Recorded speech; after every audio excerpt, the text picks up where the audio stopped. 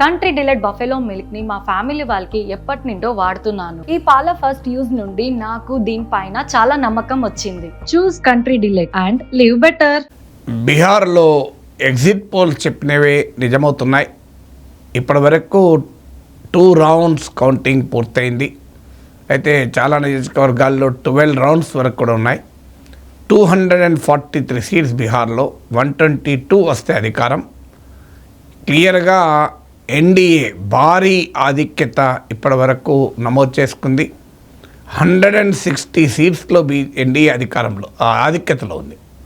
ఈ నెంబర్ కాస్త అటు ఇటు కావచ్చు, కానీ డైరెక్షన్ ట్రెండ్ అంత తొందరగా మారదు అన్లెస్ సంథింగ్ మిరాకిల్ జరిగితే తప్ప. ఫిగర్ 160, 158 కావచ్చు, 162 కావచ్చు, అటు ఇటు చేంజ్ కావచ్చు. మీరు ఈ వీడియో చూసే క్రమంలోనే మారుతూ ఉండొచ్చు. కానీ డైరెక్షన్ అయితే ఎన్డీఏ స్పష్టంగా అధికారంలోకి వచ్చేటువంటి ట్రెండ్ కనబడుతోంది. మహాగఠబంధన్ 69 సీట్స్కే పరిమితం అవుతోంది. అంటే గతంలో వచ్చిన పరిస్థితి కూడా ఇప్పుడు ఉండకపోవచ్చు. ఇక ప్రశాంత్ కిషోర్ 3 to 4 సీట్స్లో మాత్రమే జన్స్వరాజ్ పార్టీ ఆధిక్యతలో ఉంది. సో ఇప్పటి వరకు ఉన్న కౌంటింగ్ ట్రెండ్లో తేలుతున్న అంశాలు ఏంటి? నేను డెలిబరేట్గా నెంబర్లకు ఎక్కువ ప్రాధాన్యత ఇస్తలేను, డైరెక్షన్కి ఇస్తున్నాను. ఎందుకంటే నెంబర్స్ క్షణక్షణము అటు ఇటు ఆసిలేట్ అవుతాయి కనుక. డైరెక్షన్ చూస్తే పాయింట్ 1, ఎన్డీఏ స్పష్టమైన ఆధిక్యతతో మళ్ళీ అధికారంలోకి రాబోతుంది. 2, నితీష్ కుమార్ పని అయిపోయింది, నితీష్ కుమార్ ఇక ఉండడు అనుకున్నది కాదని రుజువవుతోంది. ఇంట్రెస్టింగ్ ఏంటంటే యాజ్ ఆఫ్ నవ్ అయితే ఈవెన్ బీజేపీ కన్నా జేడీయూకి ఎక్కువ సీట్లు ఉన్నాయి. 75 సీట్స్లో జేడీయూ లీడింగ్లో ఉంటే 70 సీట్స్లో బీజేపీ లీడింగ్ ఉంది. సో బీజేపీకి చెందిన 2 డిప్యూటీ చీఫ్ మినిస్టర్లు నేను ఈ వీడియో చేసే సమయంలో వెనకబడి ఉన్నారు. అంటే జేడీయూ పర్ఫార్మెన్స్ చాలా స్పష్టంగా బీజేపీ కన్నా మెరుగ్గా ఉంది. సో నితీష్ కుమార్ పని అయిపోవడం కాదు, స్టిల్ నితీష్ కుమార్ టైగర్ జిందా హై అని జేడీయూ కార్యాలయాల ఎదుట పోస్టర్లు వెళ్తాయి. టైగర్ జిందా హై కాదు, tiger is not just living, is kicking. So Nitish Kumar ఫ్యాక్టర్ను కొట్టిపారాయలేమో అని. సో నితీష్ కుమార్ తన బలమైన కాన్స్టిట్యున్సీ అని extremely backward caste, Kurmi, Koiri, ఇలాంటి కుష్వాహా, ఈ ఎక్స్ట్రీమ్లీ బ్యాక్వర్డ్ కాస్ట్ బీహార్ జనాభాలో సిగ్నిఫికెంట్గా ఉంటారు, 36% ఉంటారు. వీరి డామినెంట్ కాన్స్టిట్యున్సీ స్వీప్ చేస్తున్నారు జేడీయూ. 2020 అసెంబ్లీ ఎలక్షన్స్లో మాయా గుర్రన్ ట్రోజన్ హార్స్గా లోక్ జనశక్తి పార్టీ వ్యవహరించింది. రాజకీయ పరిశీలకులు చెప్పింది బీజేపీ అండదండలతోనే అప్పటి చేసిందని. ఎల్జేపీ కేంద్రంలో ఎన్డీఏలో ఉండే, రాష్ట్రంలో లేదు. బీజేపీ పైన పోటీ పెట్టలేదు, కానీ జేడీయూ పైన పోటీ పెట్టింది. ఫలితంగా జేడీయూ జూనియర్ పార్ట్నర్ అయిపోయారు, బీజేపీ డామినేట్ పార్ట్నర్ అయ్యారు. దాంతోనే నితీష్ కుమార్ను ముఖ్యమంత్రి చేస్తామని స్పష్టంగా బీజేపీ చెప్పకుండా చాలా ఎత్తుగడగా వ్యవహరించింది. అంటే నితీష్ కుమార్ నాయకత్వంలో ఎన్నికలకు పోతున్నాం, ముఖ్యమంత్రి సీటు ఖాళీ లేదు అని చెప్పారు తప్ప ఎన్నిసార్లు అడిగినా కూడా నితీష్ కుమారే మా ముఖ్యమంత్రి ఎన్నికల తర్వాత అని చెప్పలే. బహుశా నితీష్ కుమార్ మద్దతుదారుల నుంచి తీవ్రమైన బ్యాక్లాష్ వచ్చినట్టుంది. అందుకే వారు స్పష్టంగా జేడీయూను భారీ మెజార్టీతో గెలిపిస్తే తప్ప బీజేపీ ఎత్తుగడలకు నితీష్ బలైపోయే ప్రమాదం ఉంది ఏక్నాథ్ షిందేలాగా అని గుర్తించినట్టున్నారు.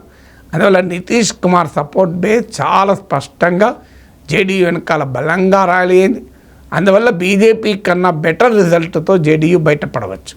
లాస్ట్ వరకు కాస్త అటు ఇటు అయినా కూడా జేడీయూ బీజేపీతో పోలిస్తే ఏమాత్రము తక్కువ పర్ఫామ్ చేయదు.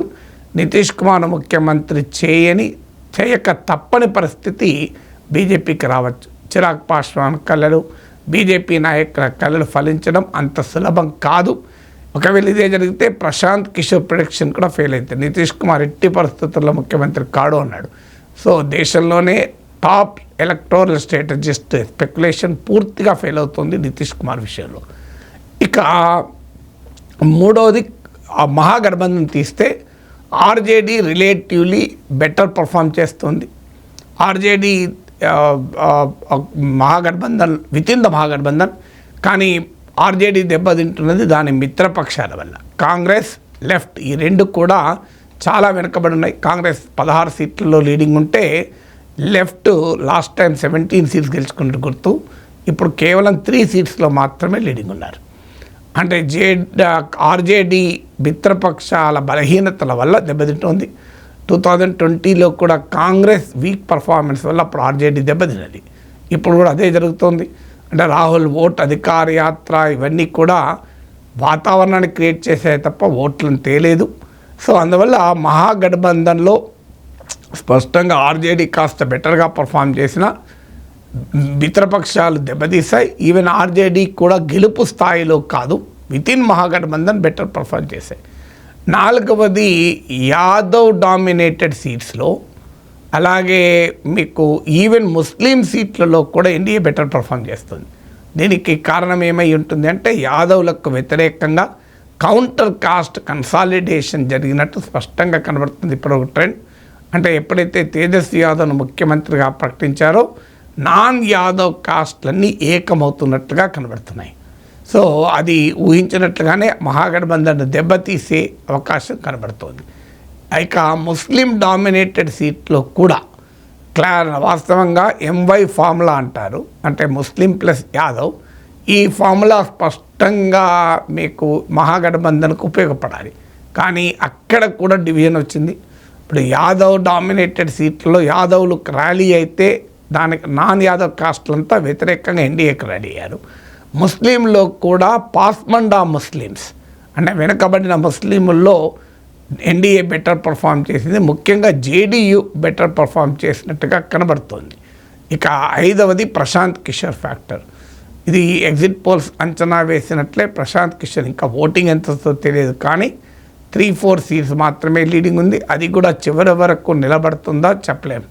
సో అందువల్ల ఇప్పటి వరకు నెంబర్స్ మారితే మారచ్చు, కానీ ఈ 2 రౌండ్లలో కూడా నేను ఇప్పటిదాకా చెప్పిన పొలిటికల్ సిగ్నల్స్ మాత్రం స్పష్టంగా ఎమర్జ్ అవుతున్నాయి.